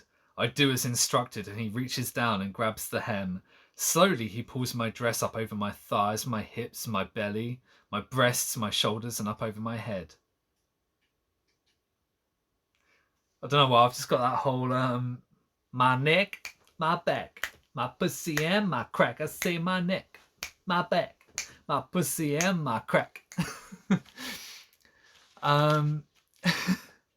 Med Lad. That really should be his middle name. Oh yes, definitely. Tommy Wiseau laugh. He is a proper mad lad. Oh, mad lad. Oh, shit. Oh yeah, I read that wrong. I'm so sorry. Mousy, I'm sorry. I read that wrong. He's a proper mad lad. He plays... Oh, hang on. Yeah, so talking about like The Room and Tommy Wiseau, I still think the best thing is the whole hey Tommy, how come you didn't close that sale? Oh, you know I can't talk about that. Anyway, how's your sex life? Well, let me explain to you. I do as instructed, and he reaches down and grabs the hem. Slowly he pulls my... Oh, hang on, I read that part. Shit. Blah, blah, blah, blah, blah, blah, blah, blah. You're biting your lip, he breathes. You know what that does to me, he adds darkly. Turn around. To be fair, girls biting their lips is... Yeah, it's a thing. It's a thing. I turn immediately, no hesitation. He unclasps my bra, and then taking both straps, he slowly pulls it down my arms, brushing my skin with his fingers and the tip of his thumbnails as he slides my bra off. His touch sends shivers down my spine, waking every nerve ending in my body. He's standing behind me, so close I feel the heat radiating from him, warming me all over. He pulls my hair so it's all hanging down my back.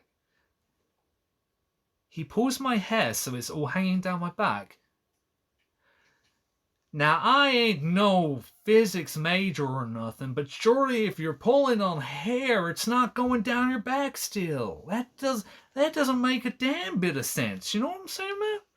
Makes no sense, man. Here's a problem, man. That oh god, there's been a clip. Oh no, I prefer when they bite my lip. Oh yeah, definitely. I mean, what? No, shut up, John. I'm wondering what that clip is now. Oh god, what's it gonna be? You smell as divine as ever, Anastasia, he whispers as he places a soft kiss beneath my ear. I moan. Quiet, he breathes. Don't make a sound. Are you still breathing? I said don't make a sound. Don't make a fucking sound! No, I'm joking, it doesn't say that. Pulling my hair behind me, to my surprise, he starts braiding it in one large braid.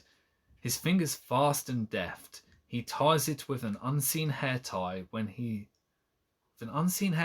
finished and gives it a quick tug. This is garbage. Like, let's continue with where we were. Like page 371. No. We're on page 451 now. Laugh my ass off. What if it did? The vibe just changes. First, we need to strap on your parachute. Parachute? This is so much funnier. Skipping ahead in intervals is so much funnier because we're on about a parachute now with no context. What the fuck? Page 484 to 492 is the end bit. 484. Okay. Right, so we're going to skip the parachute. We're going to end on that. We're going to end on Mousie's suggestion. We'll do this. Parachute? And do you want to know where that leads to? You'll never know. Unless you read it. Oh my god. Seriously, I'm going to be the best thing for E.L. James since some advertisement that's happened for 50 Shades of Grey. I'm dying over it. I'm so glad. I'm like, at intervals, I'm like, is this even worth doing? Like, is this making anyone laugh? Like, honestly. So I'm glad. We will never know. I like that she didn't even put her first name on the book. She was just that embarrassed. Let's make a name for her. E.L. James. Her name can be eliminatory. That's not even a word. Elimination Lima James. There we go. That's her name now. God damn. Have you heard how squeaky my chair is? Like, you don't really get to hear it on the microphone, but like when I'm doing like a full audio, sort of full room audio, you can actually hear it. Like, listen. It's so squeaky. She didn't want anyone to know how terrible of a writer she is. Elongated table legs. There you go. Elongated table legs James. Yeah, you heard about her? Her name's Elongated Table Legs James. Dirty chair. It is a very dirty chair. I wonder what would happen. Hang on, I'm going to mix two sound effects together right now.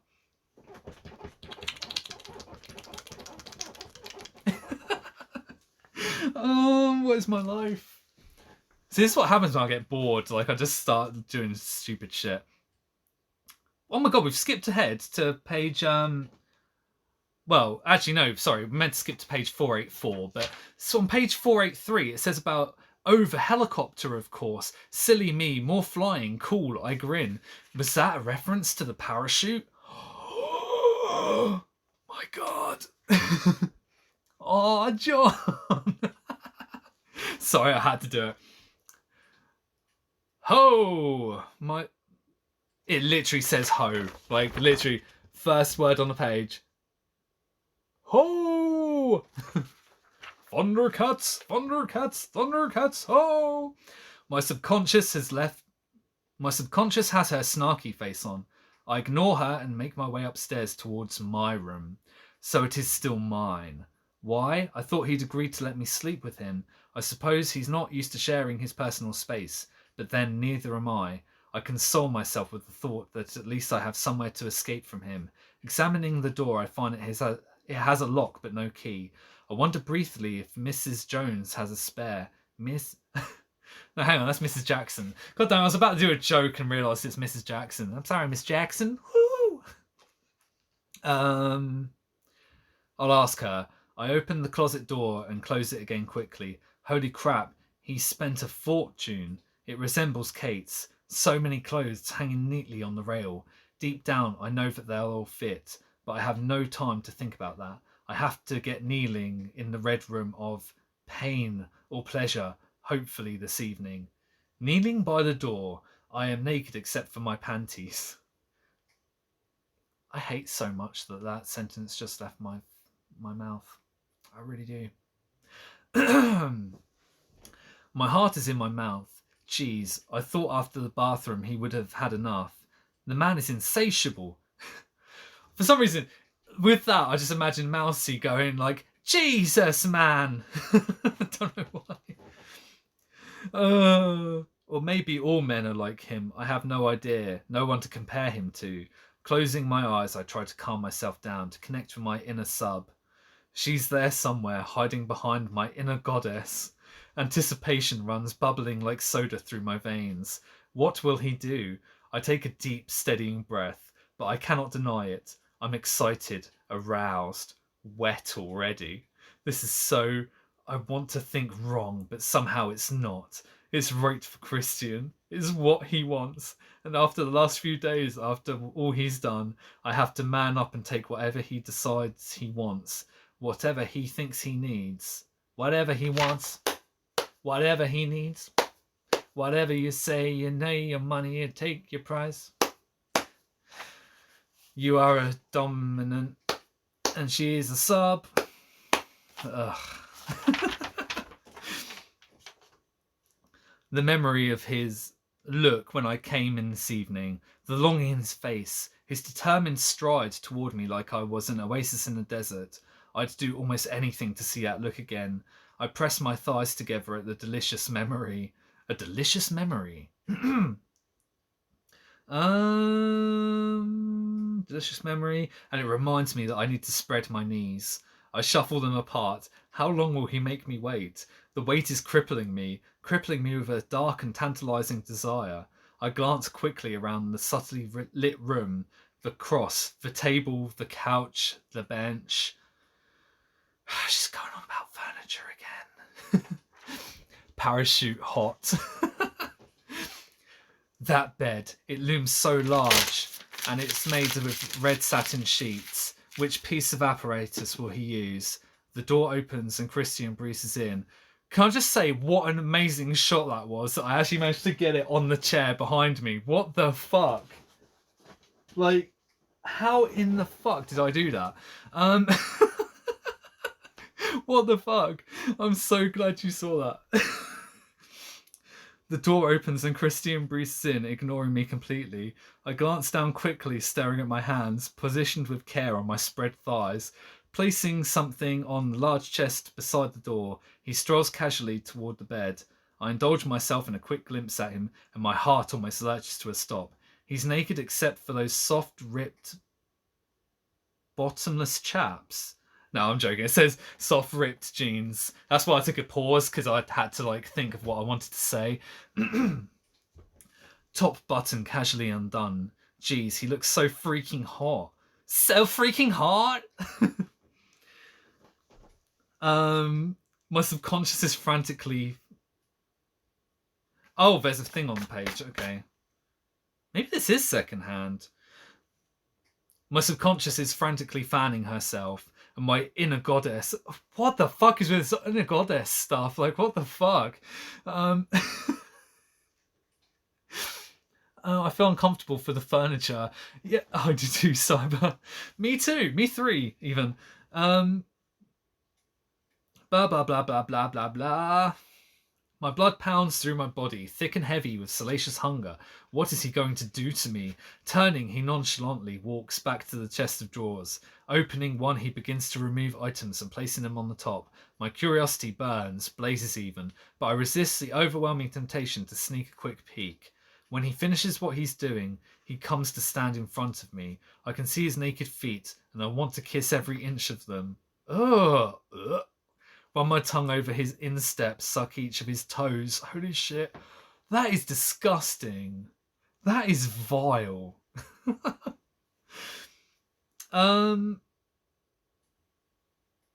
blah, blah, blah, blah, blah, blah. Let's skip to the end of the book. I think we're all... I've just noticed like my viewers have dropped to like 4. Let's do the last few pages. Let's finish this book. So, you dirty bird. My face, me pouting, laughing, scowling, serious, amused. Okay, it's just a whole bunch of thingies. Everybody finished themselves off and left. I can actually imagine that, and it's really disgusting me. Holy shit, I remember Jose messing with the camera on a couple of occasions when he was visiting, and when he'd been out with a couple with him as a driver and photographer's assistant. He took snapshots, or so I thought, not these invasive, candid shots. Christian is staring, transfixed, at each of the pictures in turn. Seems I'm not the only one, he mutters cryptically, his mouth settling into a hard line. I think he's angry. Excuse me, he says, pinning me with a bright gaze for a moment. He heads to the reception desk. What's his problem now? I watch mesmerised as he talks animatedly with Miss Very Short Hair and red lipstick. So she's back to naming the characters weird things again. He fishes out his wallet and produces his credit card. Shit, he must have bought one of them. Hey, you're the muse. The photographs are terrific. A young man with a shock of bright blonde hair startles me. I feel a hand at my elbow and Christian is back. You're a lucky guy. Blonde Shock says to Christian, who gives him a cold stare. That I am, he mutters darkly, and he pulls me over to one side. Did you just buy one of these? One of these, he snorts, not taking his eyes off them. You bought more than one? He rolls his eyes. I bought them all. Anastasia, I don't want some stranger ogling you in the privacy of their home. My first inclination is to laugh. You'd rather it was you, I scoff? He glares down at me, caught off guard by my audacity, I think, but he's trying to hide his amusement. Blah, blah, blah. Everybody finishing... Oh, yeah. It's dinner time for the Americans. Oh, yeah, I understand that. That's cool. It's definitely past bedtime for the Brits. Right, so here's what I'm going to do. We've got this page and this page left. So let's do this. Let's get our dirty Brits out. He looks quickly up and down the street and heads left and suddenly sweeps me into a side alley, abruptly pushing me up against the wall. He grabs my face between his hands, forcing me to look up at his ardent, determined eyes. I gasp and his mouth swoops down. He's kissing me violently. Briefly, our teeth clash. Then his tongue is in my mouth. Desire explodes like the 4th of July throughout my body, and I'm kissing him back, matching his fervour, my hands knotting his hair. Pulling it hard, he groans a low, sexy sound in the back of his throat that reverberates through me, and his hand moves through my body to the top of my thigh. His fingers digging into my flesh through the plum dress. I pour all the angst and heartbreak of the last few days into our kiss, binding him into me, and it hits me. In this moment of blinding passion, he's doing the same. He feels the same. He breaks off the kiss, panting. His eyes are luminous with desire, firing the already heated blood that is pounding through my body. My mouth is slack as I try to drag precious air into my lungs. You are mine, he snarls, emphasising each word. I don't know why, it just reminds me of Shang Tsung from Mortal Kombat. Your soul is mine. Shit, I thought that was the whole book. Oh man, it's been a long one. He pushes away from me and bends, hands on his knees as if he's run a marathon. For the love of God, Anna. I lean against the wall, panting, trying to control the riotous reaction in my body, trying to find my equilibrium. I'm sorry, I whisper once my breath has returned. You should be. I know what you were doing. Do you want the photographer, Anastasia? He obviously has feelings for you. Oh my God, this is totally like a Jacob and Edward thing going on right now. I shake my head guiltily. No, he's just a friend. I have spent all my adult life trying to avoid any extreme emotion, yet you bring out feelings in me that are completely alien. It's very, he frowns, grasping for the word, unsettling. I like control, Anna, and around you that just, he stands, his gaze intense, evaporates. He waves his hand vaguely, then runs it through his hair and takes a deep breath. He clasps my hand. Come, we need to talk, and you need to eat. That is the end of the book. That's how it ends. I'm blown away. Like, what I got from the context of that last part is they were like doing stuff, and then some photographer took photos of her and like blackmailed thingy Grey, and then he had to buy the photos back, and then there was some sort of like side passion between like her and the photographer, and like then the book ends with we need to talk. Cool. He's a jealous little shit, isn't he? He is. He really is. She got a cliffhanger out of it, the cheeky shite. What? I know. Like, what an ending, honestly. Like, well, that has been the 50 Shades of Grey stream, guys. I want to know if Grey humped a wardrobe or not. Laugh my ass off. What a terrible ending. I know. Right, I'm just going to fill in the end. Here's how the book actually ends. So, we need to talk. Whatever his name is, Grey, took me to a cafe. We talked about Pokemon cards. He traded me his rare Charizard for a Pikachu. Lol, what a fool. And then I laughed in his face and threw my coffee in his eyes, so he was stunned. Then I ran out of the cafe and into my warm bed, looking gratuitously over my Charizard card. It was so hot. Then I looked over at my wardrobe and I thought, that looks good enough to fuck. So I went over to my wardrobe and I embraced it. I put my pussy all around it, and my pussy enveloped the wardrobe. That's how the book ends. That's actually how the book ends.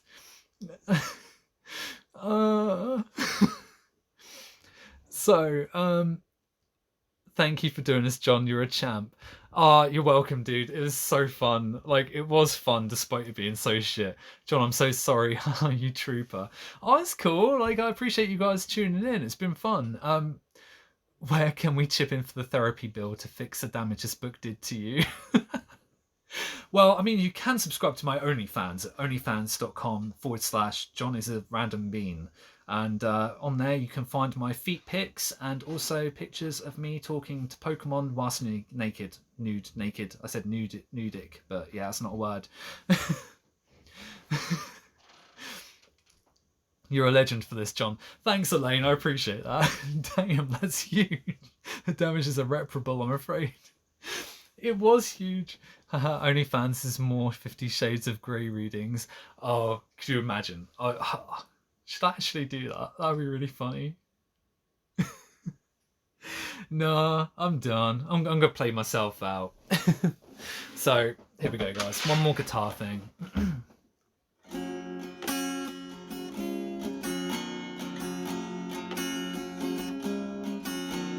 Started out with a 50 Shades of Grey stream. Didn't know it would turn out to be a dream. 50 Shades of Grey. Now I'm looking and I am gay. Wait, that's not true, I was only joking. Nothing rhymes with joking except for choking. That is what the book is about. And if you don't believe me, I'll give you clout in your butthole. There we go. That didn't make sense at all.